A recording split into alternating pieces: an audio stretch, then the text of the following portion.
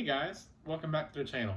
It's been a while since I've done my last layout update video, so I figured it was time for another one. I've made a lot of progress on the layout since my last video, so let's get started.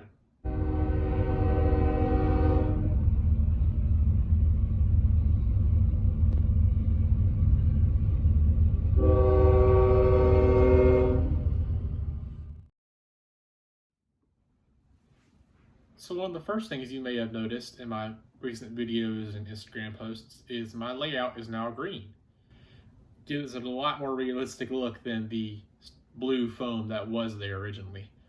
One thing I do want to do eventually is do some ground cover and some trees and things like that to give it a bit more depth and look a lot more realistic than it currently does, but the green paint makes it look a whole lot better than it did initially. The next thing you may have noticed is I now have two loops of track. I've waited quite a while to run two command equipped engines at the same time, and now I can. The next steps as far as track goes for the layout is I want to add in a few of the ROS 100 and 101 switches on the back half of the layout to create a crossover so I can switch which trains are on what track, as well as creating a small yard for engine storage and fueling, things like that. I've also begun to add in some buildings on the layout. Some of these buildings are buildings I've had in my collection for quite a while, and right now most of them are just sitting on top of the table because I don't want to wire them in just yet. I'm waiting on my GW180 to come in so I can power the track off of that and the rest of the accessories, the other buildings, things like that, off of some of the other transformers I have in my collection. The station and light tower you also see on the layout are from my late grandfather's collection. Eventually, I want to replace the station with a more modern looking station such as the MTH Rail King station.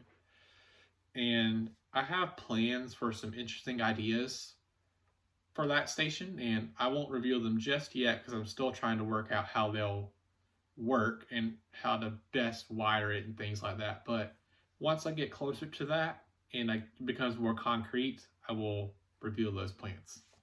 I also am still considering the possibility of doing tunnels on either end of the layout to cover the curves, just to give it that little bit more of character and bringing the layout up off the table.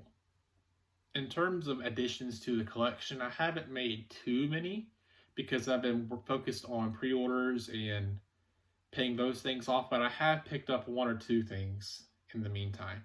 The first thing I want to talk about today is this MTH Premier Central Georgia caboose that I got off of trains.com. I got it for a really good price, and if you know me, I'm a sucker for anything in Central Georgia on it, so I kind of couldn't let this go. The next thing I want to talk about are the Atlas Golden Spike Club reefer cars that came in earlier around September, and I managed to get both because I didn't want to get just one. These are really, really nice reefers, and now I'm afraid I'm going to have to get more because they're really good. The detail is amazing. All the doors open, the hatches on the top open, and I really like the coloring and all the things like that. So I'm going to have to get some more of these steam era reefers to run behind my 280. These next two things I want to talk about aren't necessarily new, but the way they look is new. So the first thing I want to talk about are my heavyweights. They are now blue. All of them are blue. And you'll notice there are a few things missing like the diaphragm and things like that, but that's because I want to go in and add in some more detail so that I want to make the brake wheel gold, and I want to turn these bars back to the silver that they were. And I still want to do the stripe going down the windows and then have the names and numbers that I have picked out for them. But I really like how this blue came out. I only did one initially, which was the combine car. You may have seen on Instagram when I posted that. But I wanted to do that first since I wanted to make sure I liked the blue that I had chosen before I'd done the rest of them. And as soon as I put on that first coat of paint on the combine car, I knew I had a winner with the shade of blue. So now they're all this color, and now I've got to do some smaller detail. Like I still have to finish painting the covering down here white or whatever color I end up deciding, and of course the striping and numbering and all that kind of stuff too. Final thing I want to talk about today in terms of additions to the collection is my 280. Now, I have talked about the 280 before, but you'll notice now it's got the striping that I wanted to add on to it. So the final thing I wanted to do to the 280 is add in the number on the cab as well as the tender, which I also have right here. I've only added a stripe here on this one.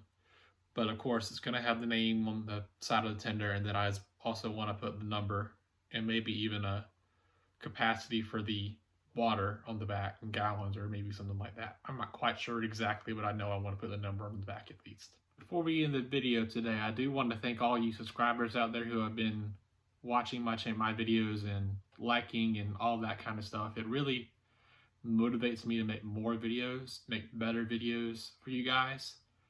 And I really enjoy what I've done so far, so thank you all so much. If you're looking for a community of O-Scalers to join, I would consider joining the Matt and Matt O-Scale podcast Discord. This is a Discord associated with the Matt and Matt O-Scale Trains podcast, and it's a great way to reach out and meet members of the O-Gauge and Scale community. If you'd like to join us, I would go to the mnmpodcast.com website. There you can find the podcast as well as the link to join the Discord in the show notes of the episodes. So that'll about do it for today's video. If you want to stay more up to date on what I do day to day, week to week around the layout, you can follow me on Instagram at Southern Eagle Lines, or you can subscribe here on YouTube, or you can do both. On Instagram, I try to post somewhat frequently. Sometimes it's a layout update, sometimes it's a collection update, and sometimes it's just a short running clip. Either way, the support I've seen on both platforms has been fantastic. I never expected to be this far along on my YouTube path in this short amount of time I've been doing it. So I really appreciate all the support I've seen from everyone. So with that all being said, thank you for watching, and thank you for stopping by the SEL.